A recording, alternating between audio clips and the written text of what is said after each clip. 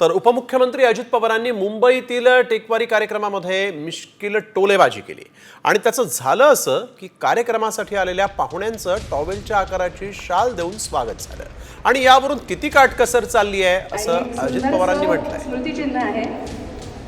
स्मृतिचिन्ह आहे ज्यावर पैठणीचा वापर करण्यात आला आणि आपली परंपरा. सगळी तयारी इतकी जोरात झाली पण ती शाल कुठनं आणली होती तीच मला कळली नाही. ती शाल म्हणजे ते आपला टॉवेल असतो ना तेवढीच ती शाल होती. ती नसती दिली तरी परवडलं असतं. मी हळूच ओपीकडे बघत होतो. ओपी फारच काटकसर चालली, नको तेवढीच काटकसर चालली.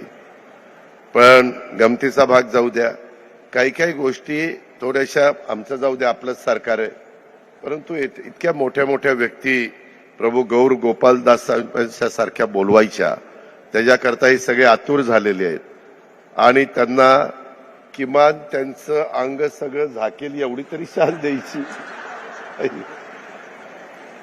थोडे चिमटे पण आम्हाला काढलेत.